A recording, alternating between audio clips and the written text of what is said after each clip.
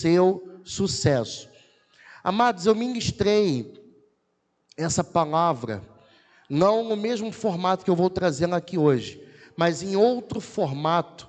Eu já ministrei essa palavra em uma outra igreja que eu ministrei, já tem até um certo tempo que eu ministrei essa palavra, e eu estava refletindo algumas coisas sobre Neemias. Eu até falei um pouquinho sobre isso na quarta-feira aqui, e eu estava refletindo um pouquinho sobre...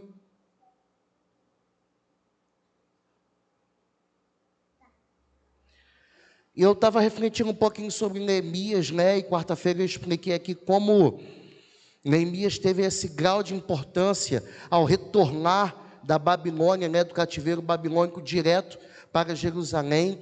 E quando ele chega lá, ele já se depara com duas outras lideranças que ali estavam, que eram Zorobabel e Esdras, e um certo inconformismo pelo fato de nem Zorobabel e nem Esdras terem já conseguido reconstruir os muros de Jerusalém. Inclusive, aos domingos, meu pai tem ministrado sobre as 12 portas de Jerusalém, e obviamente faz parte desse contexto, por isso que ele tem ministrado em Neemias.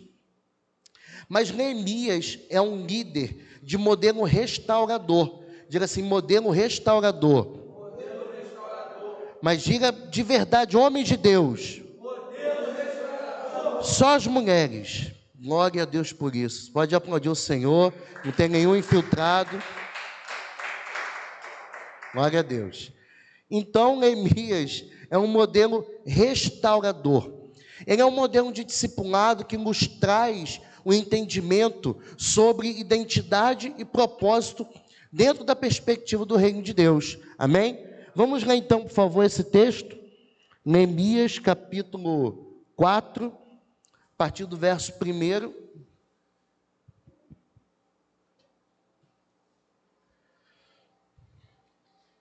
Vamos ler juntos. Se você não leu ainda o livro de Neemias, vale a pena a leitura. É um dos melhores livros para você ler. É um livro de fácil compreensão e vale a pena você ler com toda atenção esse livro de Neemias.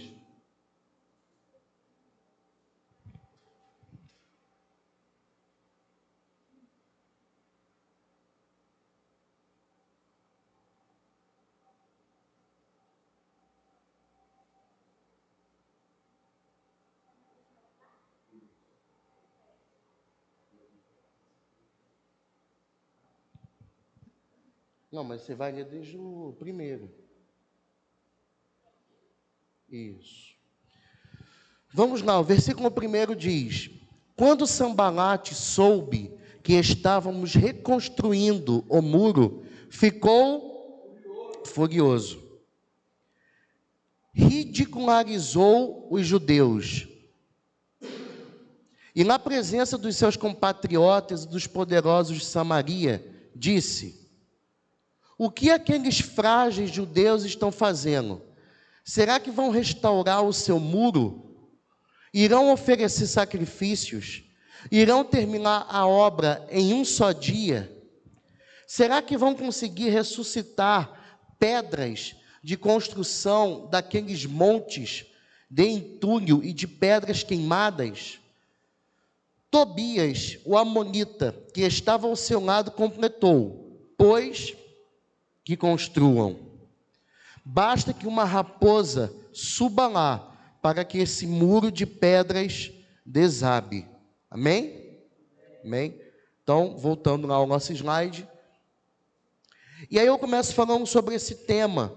E aí, como eu falei na semana anterior, quando eu estava começando a construir essa ministração, e eu me lembrei que eu tinha ministrado algo muito próximo em outra igreja, e eu fui nessa ministração, e aí eu fui remodelando essa ministração conforme algumas coisas que Deus foi me dando. E eu cheguei hoje nessa versão, seria como se fosse uma segunda versão dessa ministração. Óbvio que vocês não tiveram a primeira, mas eu trago a segunda versão dessa ministração. A oposição faz parte do seu sucesso. Amém? Olha para quem está ao seu lado e diga assim: a oposição faz parte do seu sucesso. E aí eu lembro uma vez que o apóstolo Renê estava ministrando, acho que foi em Manaus isso, salvo engano, e ele disse algo que marcou a minha vida, e até meu pai repete muito isso. O apóstolo René diz assim: olha, ter inimigo é algo tão bom que até Deus fez um para ele. E aí eu guardei aquilo comigo porque parece que os inimigos são instrumentos de Satanás para nos tirar do propósito. Mas eles também podem ser instrumentos de Deus para nos impulsionar no propósito. Então, quando a gente olha em relação à oposição que nós sofremos dentro da perspectiva do reino, dos princípios, dos valores cristãos e de nossos credos, de tudo aquilo que nós acreditamos, que tomamos como verdade, começamos a entender que quanto mais oposição sofremos, mais convictos estamos sobre a nossa caminhada, mais certeza temos acerca da nossa caminhada. Ora, se eu tenho certeza de que se o que eu estou fazendo é certo, é nesse momento que o inimigo vai se opor a mim, com toda certeza. Então, se eu não sofro oposição no reino de Deus, é porque algo de errado não está certo. É porque alguma coisa não está dentro daquilo que Deus queria para a minha vida. Então, a oposição é um termômetro para avaliarmos a certeza daquilo que estamos fazendo dentro da caminhada e da perspectiva do reino. Você pode dizer amém? Amém. Ok, pode colocar, por favor, Marquinhos. Esse é o texto, né? Pode passar, nós lemos já os 3 versículos, ok? E aí vamos começar a falar sobre Sanbalate, porque dentro do contexto de Neemias, nós vamos ouvir muito sobre esses 2 personagens, Sanbalate e Tobias, né? E quem era Sanbalate? Sanbalate, seu nome no aramaico significa aquele que ouve. E se a gente voltar lá no início, volta lá no versículo 1, por favor, Marquinhos. Capítulo 4, versículo 1. Quando Sanbalate soube que estávamos reconstruindo o muro, ficou furioso. E aí a pergunta é, como Sanbalate descobriu que isso estava acontecendo? Óbvio, não seria difícil você reconhecer que, imagina, dentro de uma cidade como Jerusalém, uma multidão está reconstruindo os muros. Então é fácil e rápido que isso comece a se espalhar de forma célere. Isso é fato. Só que houve um momento específico quando Sanbalate tomou conhecimento disso. Então imagina que outras pessoas já sabiam que os judeus, através da liderança de Neemias, estavam reconstruindo os muros de Jerusalém.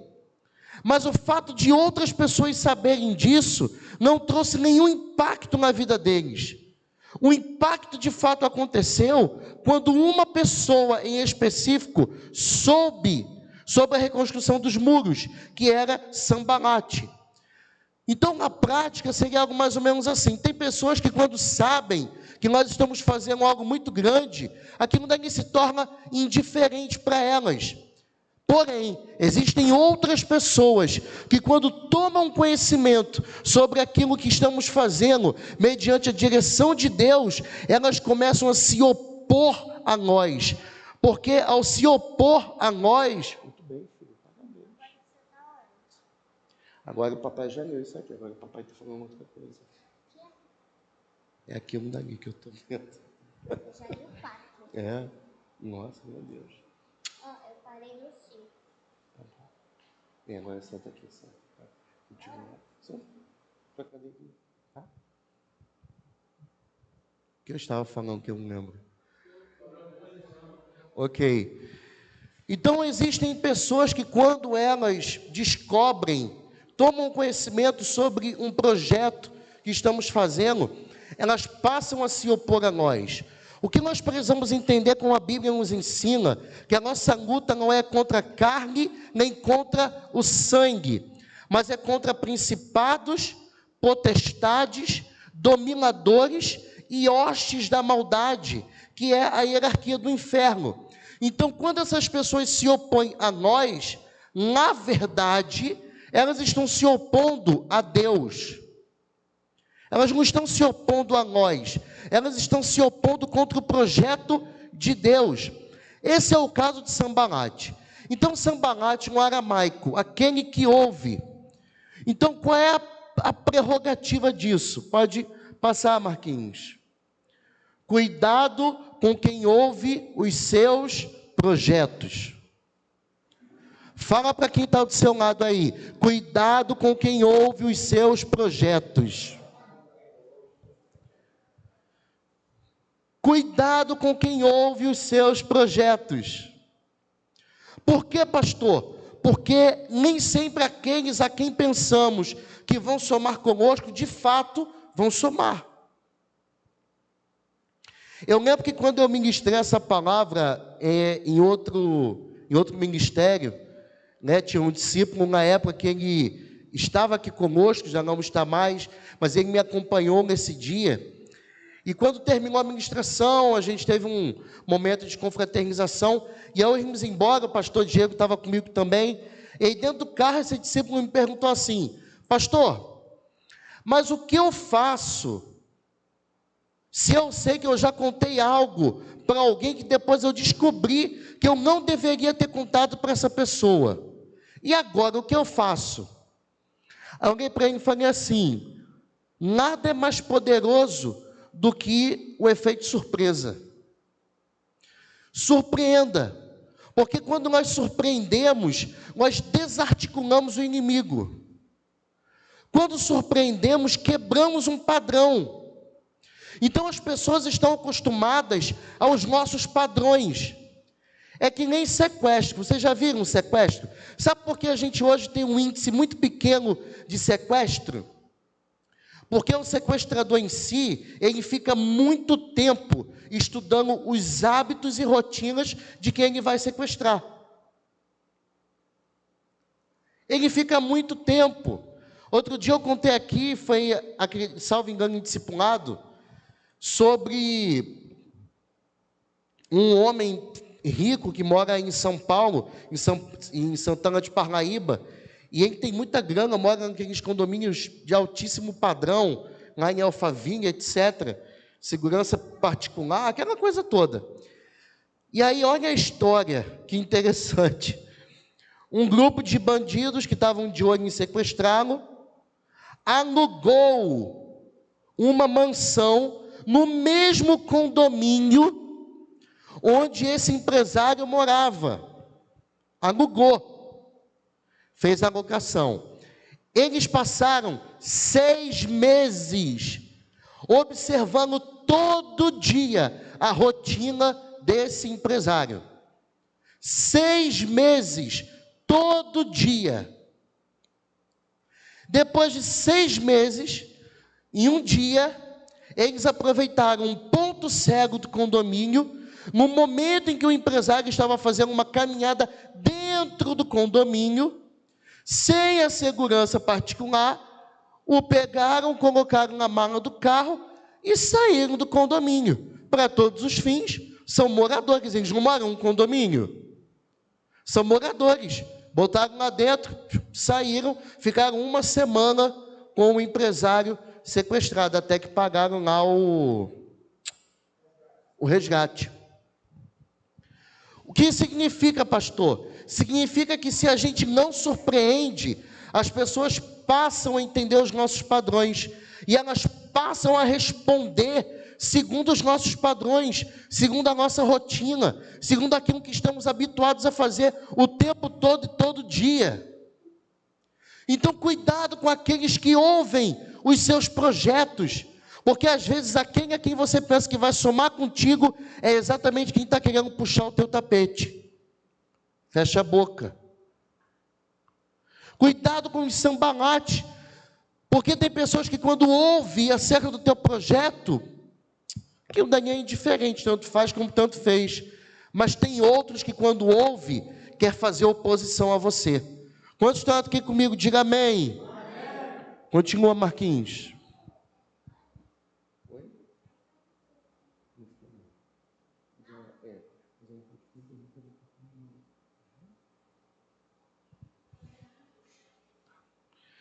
Então os nossos inimigos ficam furiosos ao saber que estamos realizando um projeto. Ah, pastor, eu não tenho inimigo. Ok, você pode não ter, mas tem muitos que te consideram como inimigo. Não tenha dúvida disso. Você pode não tê-los como inimigo, mas eles com certeza te têm como inimigo. Então eles ficam furiosos, é o que o texto fala. E Sanbalate ficou furioso. Continua, Marquinhos. Precisamos ser como Neemias, onde todos enxergam escombros, visualizamos edificações. Lembra que eu ministrei aqui quarta-feira e falei sobre isso, que a nossa visão está relacionada ao lugar onde estamos? Vocês lembram disso? Eu falei quarta-feira. O lugar onde estamos determina o nosso nível de visão. Por quê, pastor? Porque a gente precisa ter esse modelo de Neemias como referência. Ora, imagina, você tem uma casa. Aí imagina, alguém entra, saqueia essa casa, destrói essa casa e te leva cativo para outro lugar. 70 anos depois você volta, a casa não vai estar intacta, bonitinha, como era quando você construiu. Ela vai estar toda danificada. Assim era Jerusalém, quando eles voltaram do cativeiro babilônico. Por isso, Zorobabel não conseguiu reconstruir, porque Zorobabel não era um modelo restaurador. Por isso Esdras não conseguiu reconstruir, porque Esdras não era um modelo restaurador, era Neemias. Porque para fazer o que Neemias fez, era preciso mais do que alguns dotes de engenharia, era preciso coragem. Diga coragem. Mas a coragem não era no sentido apenas de levantar uma construção, mas principalmente de saber como lidar com a oposição. Neemias sabia que a partir do momento que ele começasse a reconstruir os muros, ele teria oposição. Talvez, não estou dizendo, não posso dar certeza, mas talvez por isso Zorobabel não tenha se encorajado a fazer. Como eu vou lidar com eles? Talvez por isso Esdras não tenha se encorajado a fazer. Como eu vou lidar com eles? E o que isso significa para nós, pastor?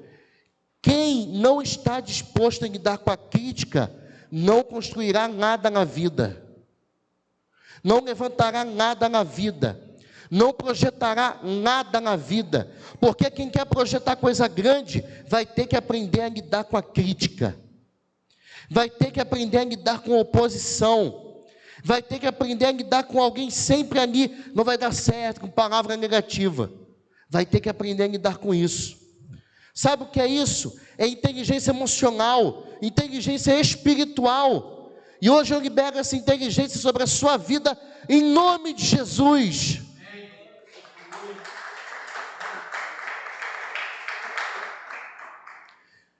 Então a gente precisa ser como Neemias, imagina, onde todo mundo só via escombro, Neemias via um projeto. Onde todo mundo só via pedra em cima de pedra, Neemias via um projeto. Então nem sempre o nosso projeto vai chegar assim, bonitinho, arrumadinho, todo organizado, não. Eu tenho falado para as pessoas assim, é que nem quando você vai fazer uma mudança de casa. Eu lembro que quando eu me mudei, né, meu sogro me ajudou, com minha sogra, meus pais, foi aquela correria, e leva coisa e volta, e pega de novo, e leva aquela, e desce, e entra o negócio, aí chega o caminhão de mudança, né? E quem já se mudou aqui, muitas vezes sabe bem como é que é essa loucura, a ponto de em determinados momentos a gente falar assim, eu não quero mais me mudar, eu não aguento mais me mudar, eu não consigo mais fazer isso aqui de novo. Porque quando você chega na sua casa nova, fica uma bagunça, não fica? Sim ou não? Você não chega na sua casa nova e já entra com a casa toda arrumadinha, tudo bonitinho, tudo certinho. Quando você entra na sua casa nova, está tudo bagunçado. E aí você vai entrar em um processo de colocar as coisas em ordem, de colocar as coisas no lugar. Foi exatamente o que Neemias fez. Pense que a visão de Neemias naquele momento que ele via era como uma casa nova, mas toda bagunçada. E ele aceitou o processo de colocar a casa em ordem. Porque para a gente ver tudo em ordem, primeiro vai ter que bagunçar. Primeiro vai ter que bagunçar. Até quando você vai trocar alguma coisa de lugar na sua casa. Outro dia a Aline cismou que é assim, né? Tá tudo bem. Aí no dia da folga, no dia do descanso, no Shabat, aí ela começa: vamos tirar isso aqui do lugar. Vamos botar isso aqui para aquele canto. Vamos não sei o que lá e tal. Meu sogro sabe o que é isso? Que minha sogra, nossa mãe, minha sogra, né? É engenhosa. Ela começa: Sérgio, vamos fazer isso aqui, Sérgio, vamos fazer isso aqui, Sérgio. Aí começa aquela coisa toda. Aí vai ser o Luiz Sérgio ali ter que tirar do lugar, colocar, furar, e aquela confusão toda. E isso aqui também, Sérgio, isso aqui também. É uma maravilha. E aí você tira aquilo do lugar e por um tempo fica bagunçado, verdade ou não é? Fica ali bagunçado. E aí você precisa de tempo, disposição, para colocar aquilo dali em ordem. Por quê? Porque bagunçar leva muito menos tempo do que arrumar, verdade ou não é? Sim ou não? Para bagunçar é só você dar assim, ó, tá bagunçado. E para arrumar leva tempo, exige disposição, tem que se vencer o processo. Então o que Neemias está nos ensinando nesse momento é que para bagunçar bastou que Nabucodonosor entrasse em Jerusalém e deixasse Jerusalém em ruínas. Mas para arrumar, ele teria que aceitar o processo, ter coragem, inclusive coragem para lidar com a oposição. Amém? Passa, Marquinhos, por favor. Sua fé precisa ser maior que o seu projeto. Diga isso para alguém que está do seu lado. Diga agora para alguém que está perto de você.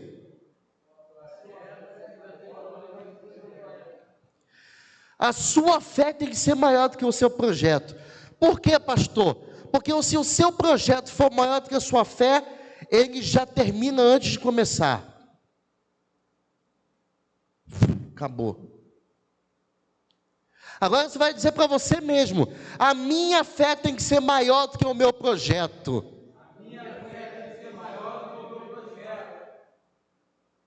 Porque senão seus inimigos vão destruí-lo antes mesmo de você pensar em começar alguma coisa. Antes mesmo.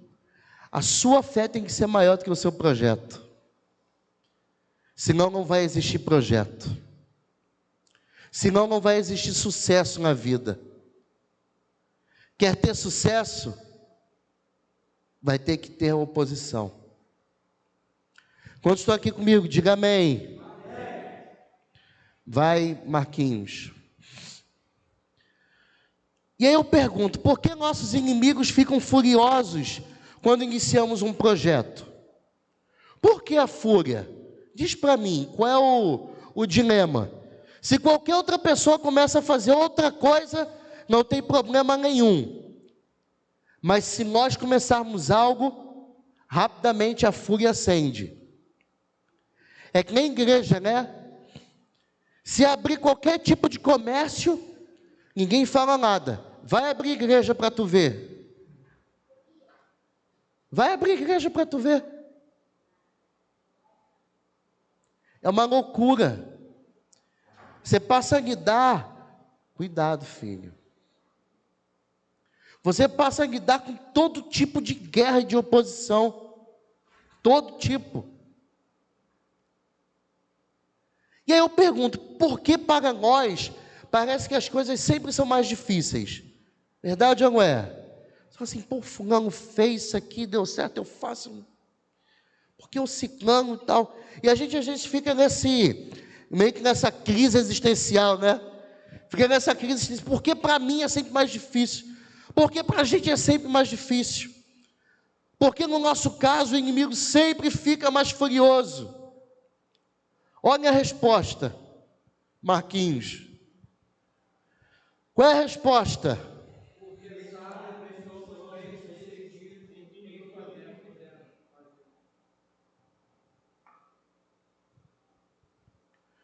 Nós somos bem-sucedidos em tudo o que fazemos.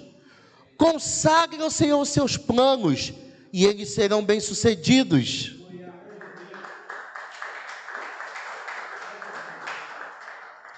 Ser bem-sucedido não significa que você não vai lidar com muitos desafios. Pelo contrário, você vai lidar com muitos desafios. Mas ser bem-sucedido tem mais a ver em continuar a caminhada, em seguir na caminhada, até que um determinado propósito se cumpra. E aí eu gosto muito, minha mãe também, ela gosta muito de uma frase que eu trouxe uma vez aqui em ministração, que é de Martin Luther King Jr. Deixa eu ver se eu tenho aqui para falar com vocês. Enquanto isso, a igreja vai dando glória.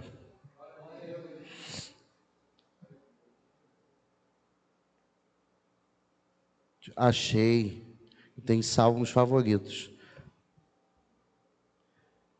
Se não puder voar, corra. Se não puder correr, ande. Se não puder andar, rasteje. Mas continue em frente de qualquer jeito. Olha que coisa poderosa. Vou te mandar, Marquinhos. Depois você coloca aí, por favor, na televisão, pessoal.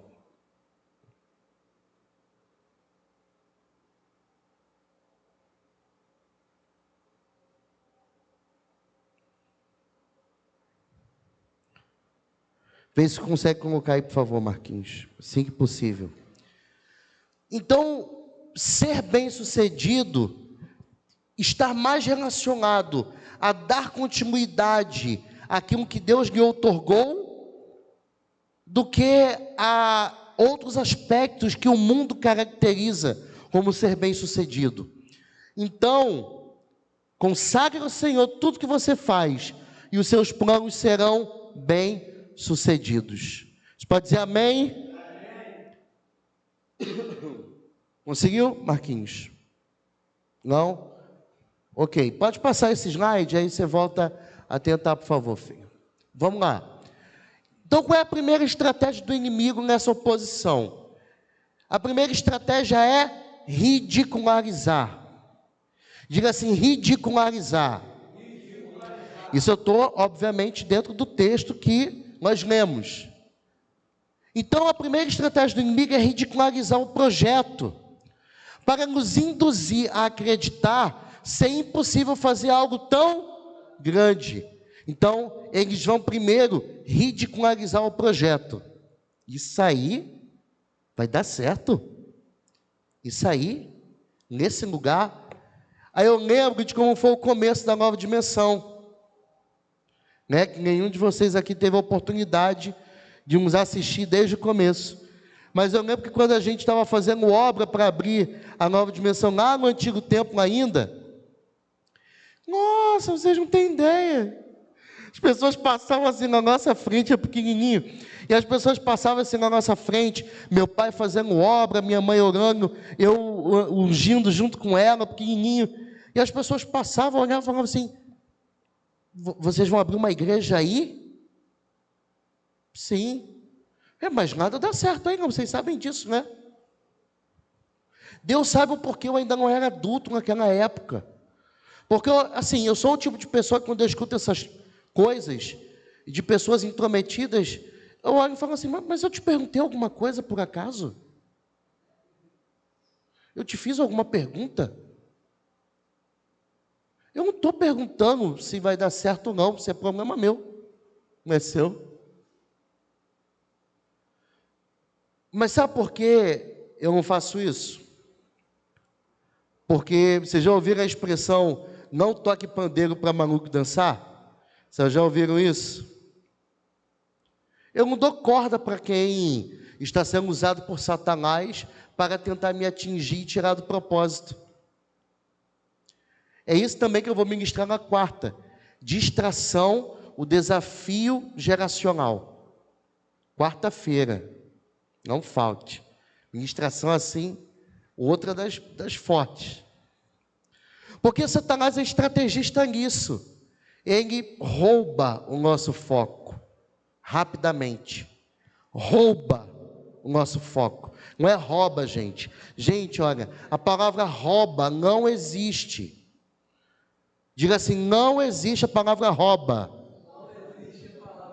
Senão fulano rouba muito. Não, não rouba não. Ele rouba muito. Rouba, não sei o que é. Estou tentando descobrir o que é rouba. Rouba nada. Fulano rouba, diga rouba.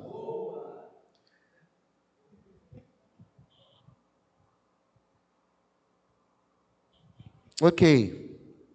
Vamos lá. Aí, o Marquinhos colocou, ó. Você pode aplaudir o Senhor pela vida do Marquinhos também, com certeza. Se não puder voar, corra. Se não puder correr, ande. Se não puder andar, rasteje. Mas continue em frente, pelo amor de Deus. De qualquer jeito. Continue, pelo amor de Deus. Olha para quem está ao seu lado, mas sacode e fala, continua, pelo amor de Deus. Mas sacode mesmo. Sacode o diácono Joaquim. Sacode, Joaquim.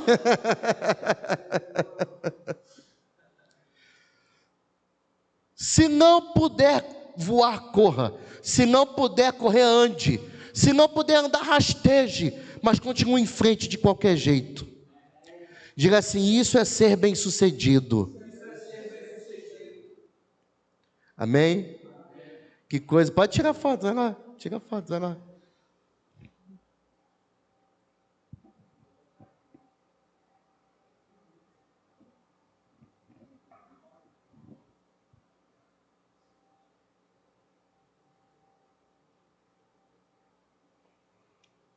Amém. Então, a primeira estratégia do inimigo é tentar ridicularizar o nosso projeto. Porque ao ridicularizar, isso começa, a ideia, né? É começar a gerar incredulidade na nossa mente. O campo onde o inimigo tramita na guerra é o campo da dúvida.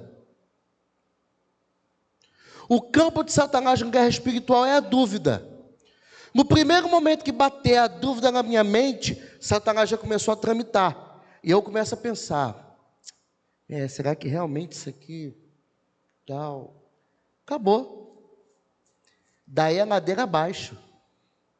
Ladeira abaixo, vai embora. Só ladeira abaixo. Então, na guerra espiritual, assim como em qualquer tipo de guerra, é domínio territorial.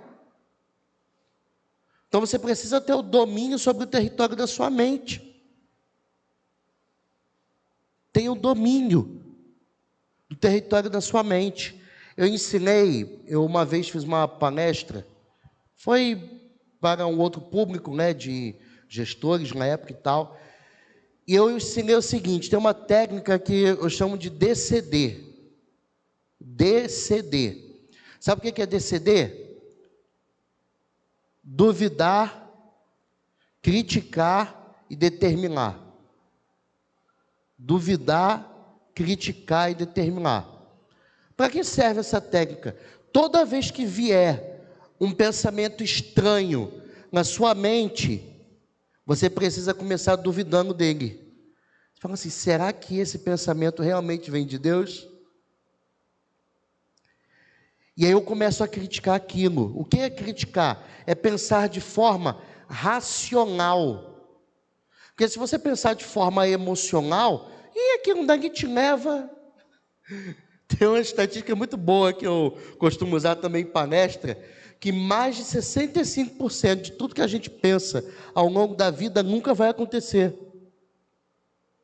Nunca vai acontecer. A nossa mente é fértil. A nossa mente começa a criar coisas. Daqui a pouco a gente está, assim, viajando, né? Você está ali meio, está viajando.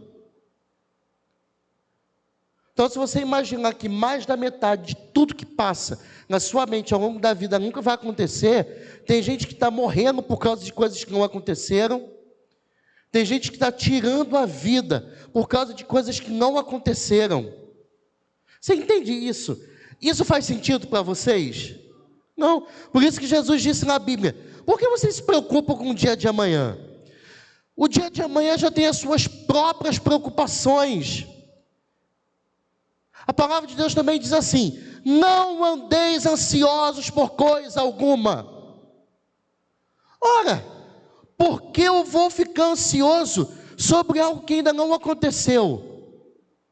Eu estou com excesso de futuro na minha cabeça, nem aconteceu ainda, e eu já estou aqui. Qual o sentido que isso tem? Duvide dos seus pensamentos, critique-os e determine um novo pensamento, porque você tem a mente de Cristo. Duvidar, criticar, determine um novo pensamento, porque você tem a mente de Cristo. Você não pode ser levado por causa das variações de dúvida da sua mente. Determine: eu tenho a mente de Cristo, eu não aceito esse tipo de pensamento na minha mente. É assim que eu faço ao longo da minha vida. Eu tenho a mente de Cristo. Eu tenho a mente de Cristo. Vocês fizeram isso quarta-feira aqui, né? Diante do espelho. Eu tenho a mente de Cristo. Amém? Marquinhos. Olha o versículo 1. Quando Sambalate soube que estávamos reconstruindo o muro, ficou furioso. Ridicularizou os judeus. Então essa é a primeira estratégia de Satanás para se opor a nós e ao projeto de Deus: ridicularizar. Vai, Marquinhos. Se não tivermos oposição em nosso projeto, então ele não é capaz de mudar a vida de ninguém, incluindo a nossa. Se não tivermos oposição em nosso projeto, ele não é capaz de mudar a vida de ninguém, incluindo a nossa. O fato de Satanás se opor ao nosso projeto não é apenas pela motivação de que somos bem-sucedidos em tudo que fazemos, mas é porque todo o nosso propósito não muda apenas a nossa vida, muda a vida de muitas pessoas que estão perto de nós. Você precisa parar para imaginar isso. É como Jesus, eu já ministrei isso aqui. Qual foi a última determinação de Jesus no Calvário? Jesus, com os braços abertos, declarou: Tetelestai, está consumado. Quando Jesus declarou Tetelestai, o véu do templo se rasgou de alto a baixo. Meu pai até comentou rapidamente sobre isso aqui, acho que no domingo, salvo engano. No momento que Jesus declarou está consumado, porque era um momento que de fato a morte se aproximava, o véu do templo se rasgou. Houve acesso, que é o texto de Hebreus. Houve acesso. Onde não havia caminho, ele construiu o caminho. Por isso Jesus declarou que ele, a verdade, o caminho, a verdade e a vida. Ninguém vai ao Pai se não for por ele. Tem que passar por Jesus. O caminho estava fechado pelo véu. Quando ele declara Tetelestai, está consumado, o véu se rasgou. Você imagina essa cena ocorrendo ali ao vivo e a cores. Quando você vê isso no filme, quem é que já viu o filme Paixão de Cristo? O filme Paixão de Cristo mostra certinho. Tem um ou outro detalhezinho lá que acrescentam, porque vocês sabem, né?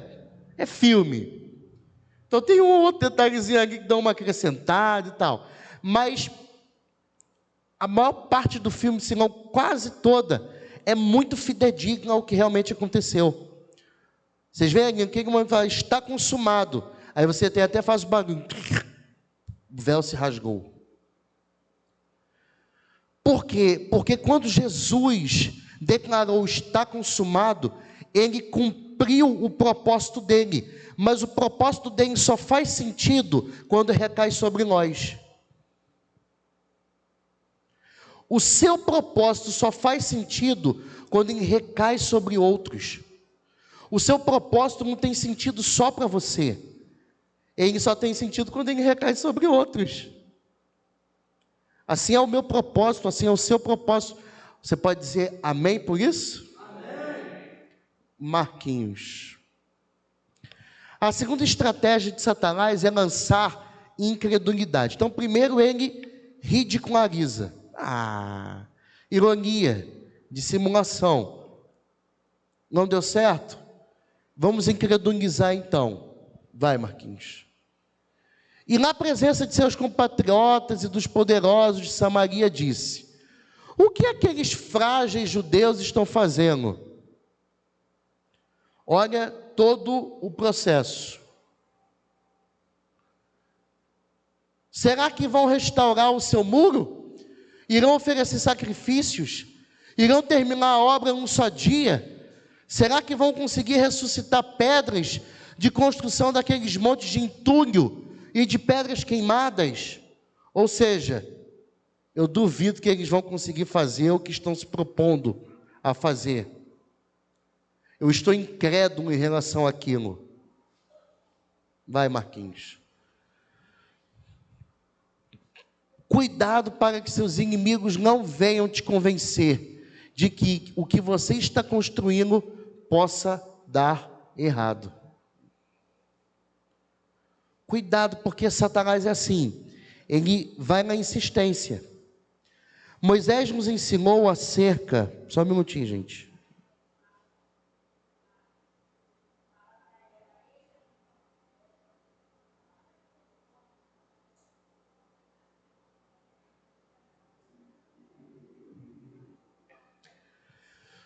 Moisés nos ensinou dentro da Torá que como deve ser, eu até falei isso quarta-feira também, a reprodução, né, que o Antigo Testamento se chama tradere, é a reprodução oral da palavra de Deus.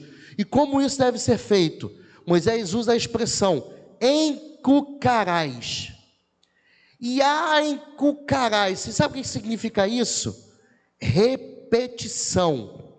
Diga repetição. Repetição. Só os homens. Repetição. Só as mulheres. Glória a Deus. Precisa de aplaudir o Senhor por isso. Sem infiltrados. Pior se elas ouvirem lá fora. Se bem que Santos está gesticulando, tanto ali e tal, que eu sei lá, enfim. Você vê que eu estou calmo, né? Estou bem bebendo até aguinha, está tudo tranquilo aqui, quase um berçário, né? Ah, maravilha. Então, vamos lá. Então, Moisés usa a expressão encucarás, ou seja, repetição. Então, a palavra de Deus, ela tem que ser repetida. Tem que ser repetida. Eu usei aqui o exemplo de João Lucas. Eu sento para ele e falo assim: meu filho, não pode fazer isso aqui, isso aqui, isso aqui. É o suficiente? Não, ele vai fazer aquilo dali de novo. E eu vou sentar com ele de novo e falar: meu filho, eu já falei, não pode fazer isso aqui, isso aqui, isso aqui. É o suficiente? Não, ele vai fazer de novo. Porque enquanto se está na formação de caráter, você tem que insistir naquilo. É por repetição, você tem que insistir naquilo. Quando você é adulto e se insiste, é burrice mesmo. É querer quebrar a cara por vontade própria. Mas quando se está na fase de construção de caráter, é repetição. Meu filho, não pode fazer isso. Aí ele vai lá, esquece, faz. Meu filho, não pode fazer isso. Até que venha por convencimento. Inclusive, as nossas experiências de memória são formadas dessa forma, por convencimento. Então a palavra de Deus ela tem que ser repetida, repetida, repetida, repetida, repetida. Eu já li a Bíblia toda 2 vezes, toda, 2 vezes.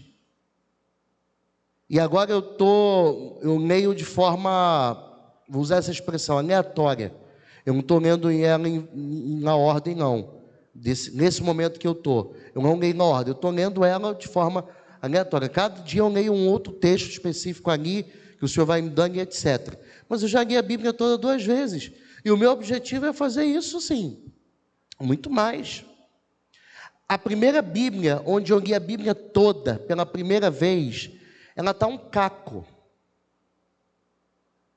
Eu vou trazer para vocês, ver se domingo eu lembro e eu trago. Ela está um caco. A capa dela caiu, ela está toda cheia de amassado, toda marcada, escrita e tal. Depois eu comprei até uma outra Bíblia e não escrevi nada nela, só para deixar um pouco mais bonitinha. Eu não, tem uma Bíblia toda bonitinha aqui em casa, que a outra ficou um caco. Ficou um caco. Então assim, a Bíblia, ela tem que ser repetida. Cuidado para que seus inimigos não te convençam. É o famoso ditado, água mole, pedra dura, tanto bate até que fura. E aí no convencimento você começa poxa, mas já está repetindo isso tantas vezes, talvez. E aí você precisa, lembra da técnica que eu ensinei? DCD. Duvide, critique e determine. Amém? Quantos estão aqui comigo? Diga amém. Amém. Agora diga amém como macho. Vamos ser um amém? Vai lá, Marquinhos, por favor, filho. E a terceira estratégia é uma falsa aceitação. Diga falsa aceitação. Falsa aceitação. Então, olha só. Primeiro, o diabo tentou ridicularizar. Não deu certo. Depois, ele tentou incredulizar. Não deu certo. Agora ele vem para uma falsa aceitação por parte dos nossos inimigos, para que continuemos o projeto, mas incrédulos do seu resultado. Você sabe o que significa isso? É como aquele negócio que você faz, mas com dúvida se aquilo dali vai dar certo ou não. Entende o que eu estou falando? Porque tem coisas que quando nós percebemos que não dá certo, a gente para. E tem outras que a gente percebe que pode não dar certo, mas continua fazendo e fica naquela. Eu vou fazer. Vamos ver se no final isso vai dar certo. Não é assim que funciona? Sim ou não? É assim. E aí o que os nossos inimigos fazem? Uma falsa aceitação. Vai, Marquinhos. Tobias, agora eu estou falando de Tobias. Nos 2 primeiros versículos, ridicularizar e incredulizar, eu estou falando de Sanbalate, aquele que... Agora entrou Tobias, o amonita, que estava ao seu lado, ao lado de Sanbalate, completou. Pois que construam, diga assim, falsa aceitação. Vocês entendem? Imagina, vamos lá. Ismael e Nélio, por favor. Venham aqui, filhos, aqui à frente, por gentileza. Vamos lá, imagina o seguinte. Nélio é Neemias, por favor, Neemias, ali no muro, reconstruindo o muro. Isso. Eu sou Sanbalate, esse rapaz aqui é Tobias. Aí eu estou reconstruindo o muro, vai lá, reconstrói o muro, isso. Aí eu estou aqui e viro e falo assim, isso não vai dar certo não. Ali, esses caras aí, o que eles pensam que estão fazendo? Até parece que eles vão conseguir alguma coisa, né, Tobias? Aí Tobias vira e fala aquilo dali. Pois que construa, basta que uma raposa suba lá para que esse muro de pedra desabe. O que Neemias vai pensar? Olha a fala, pois que construam. Houve sinceridade na fala de Tobias? Não houve. É a falsa aceitação. Ele está querendo dizer assim, olha, eu não quero que construam. Mas ele faz o inverso. Pois que construam, eles vão acabar se destruindo pelas suas próprias obras. Vocês entendem isso? Diga assim, falsa aceitação. Obrigado, filho.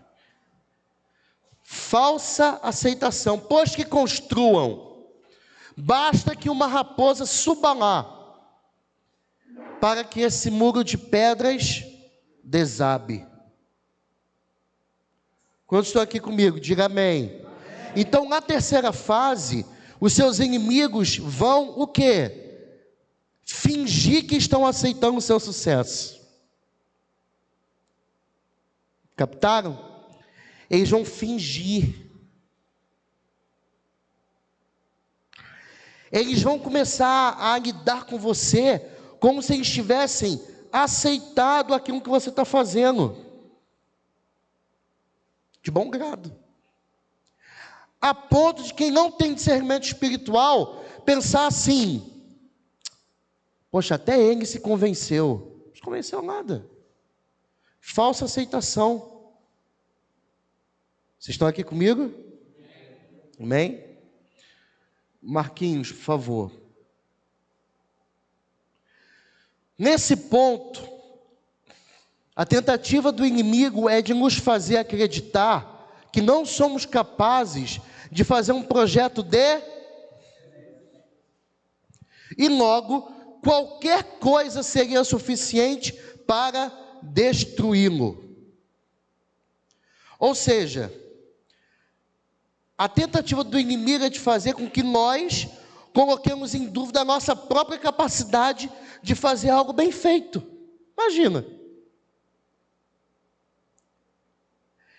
Imagina você começar a pensar assim: eu não posso e tal. Agora preste atenção, existem 3 coisas que formam o nosso caráter. Eu disse quantas? Homens, eu disse quantas coisas? Mulheres, eu disse quantas coisas? Glória a Deus. 3 coisas formam o nosso caráter. A primeira delas, identidade. Porque a identidade está se relacionada a quem somos. Segundo, merecimento. Merecimento está relacionado àquilo que somos merecedores. Merecimento, aquilo que somos merecedores. Terceiro, capacidade. Está relacionado àquilo que podemos fazer. Quem eu sou, o que eu mereço e o que eu posso. Quem eu sou, o que eu mereço, o que eu posso. Se Satanás conseguir te desestruturar em pelo menos um desses 3 elementos que formam o teu caráter, ele já conquistou a vitória. E você foi para o Belenel. Direto. Sem fazer escalas. Então, onde ele estava querendo mexer aqui? Na capacidade. Diga capacidade. Por isso eu estou ministrando aqui para homens inteligentes. Não. Se as mulheres estivessem aqui, elas tinham recebido muito mais do que isso. Eu estou ministrando para homens inteligentes, homens capazes, homens de mente brilhante, homens dotados do Espírito de Deus. Diga assim: eu tenho uma mente brilhante. Diga assim: eu tudo posso naquele que me fortalece. Diga assim: tudo posso naquele que me fortalece. Dá mais um forte aplauso ao Senhor então. Então, onde eles estavam querendo mexer? Na capacidade. Não conseguiu mexer na identidade, não conseguiu mexer no merecimento, então quer mexer na capacidade. Vai, Marquinhos. Agora olha o significado do nome Tobias no hebraico. Significa... Qual o significado do nome de Tobias? Então, quando falamos de Sambalate, estamos nos referindo àquele que ouve. Por isso, nós temos que ter cuidado em relação àqueles que ouvem os nossos projetos. Mas e quando eu estou lidando com alguém que se apresenta a mim como agradável a Deus? E agora? Onde fica o discernimento? E agora? Onde fica o meu critério sobre com quem eu posso ou não falar sobre determinadas coisas da minha vida? Porque como pode, raciocine por favor, como pode alguém que é agradável a Deus agir com dissimulação, agir com uma falsa aceitação, para convencer terceiros, usados por Deus no projeto, usados por Deus por um propósito específico, para duvidar da sua própria capacidade? Preste atenção no que eu vou lhe falar. Tem pessoas que se apresentam a nós e elas parecem ser agradáveis a Deus. Você olha e fala: eis um homem santo de Deus, eis uma mulher santa de Deus, mas eu só conheço a árvore pelo fruto. Olha para mim. Tão importante quanto o fruto da árvore são as suas raízes. Onde estiver a sua raiz, eu logo vou saber se o fruto procede bem ou não. Então, como pode alguém ser agradável a Deus e destilar mentira? Como pode alguém ser agradável a Deus e colocar em dúvida a capacidade de alguém que seria, em regra, o seu próprio irmão em Cristo? Isso parece não fazer sentido, verdade ou não é? Mas sabe o que significa para nós? Por favor, Marquinhos. Cuidado com aqueles que um dia já foram agradáveis na essência, mas hoje são desagradáveis e amargos.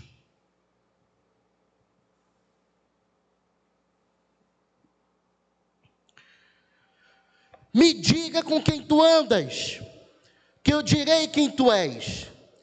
As más companhias corrompem os bons costumes. Com quem Tobias andava? Sambalate. O que eu devo esperar de um homem como esse? Nada que não seja mau caratismo. Nada. Alguém que é agradável a Deus e passou a se corromper por causa de uma companhia, perdeu a essência. Alguém que é agradável a Deus se tornou amargo por causa das más companhias. Alguém que é desagradável, que é agradável a Deus, se tornou amargo por causa da companhia. Me diga com quem tu andas, que eu te direi quem és. Você, eu, nós, somos o produto das 5 pessoas com quem mais convivemos. Você tem um pouquinho de cada uma dessas 5 pessoas. Eu logo vou saber se o fruto é bom ou não, se tem raiz profunda ou não. Quem é que é casado?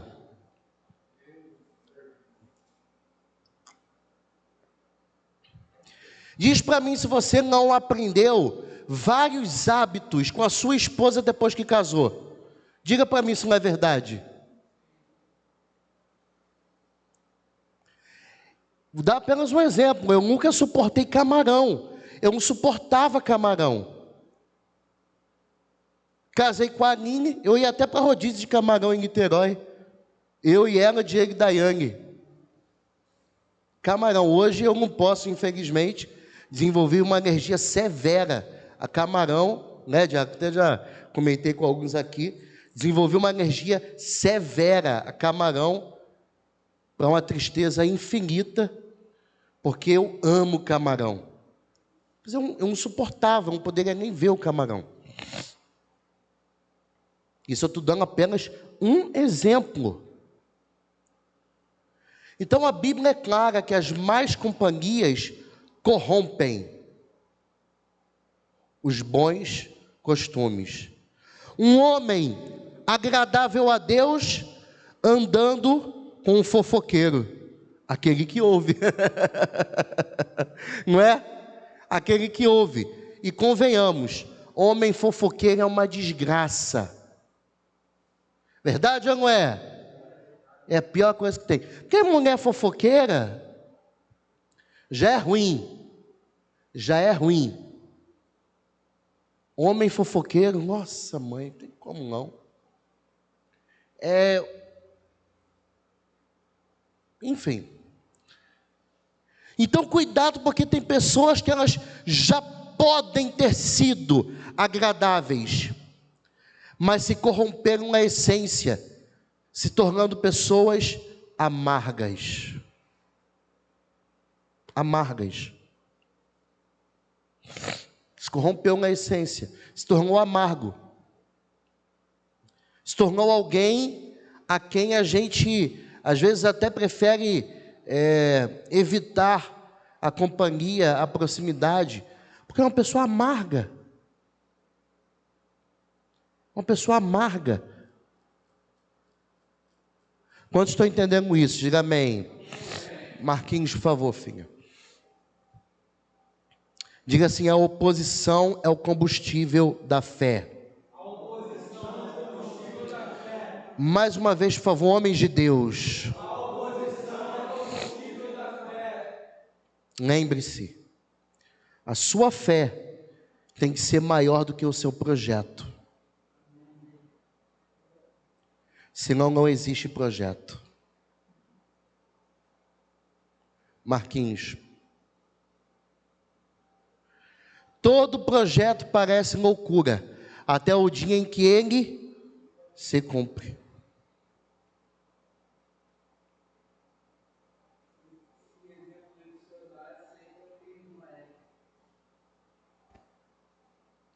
Parecia loucura, né? Não chovia e o cara estava construindo uma arca. Qual o sentido daquilo? Até o dia que choveu. Um homem reconstruindo muros contra todas as perspectivas, contra toda oposição, foi ridicularizado, incredulizado, sofreu de falsa aceitação de alguém que se dizia agradável a Deus. Parecia loucura, mas ele reconstruiu os muros. Marquinhos, foi assim com Noé, foi assim com Neemias, e será assim com você também. Amém.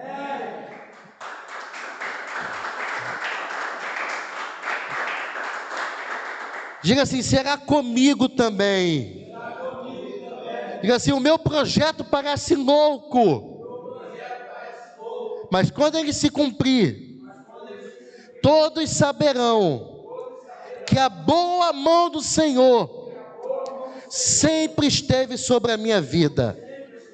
Se isso é verdade, dê um aplauso a Ele. Marquinhos, por favor, filho. Bem, amigos, acabou. Acabou. Vocês receberam essa ministração hoje? Amém? Não falte quarta-feira. Distração, o desafio geracional.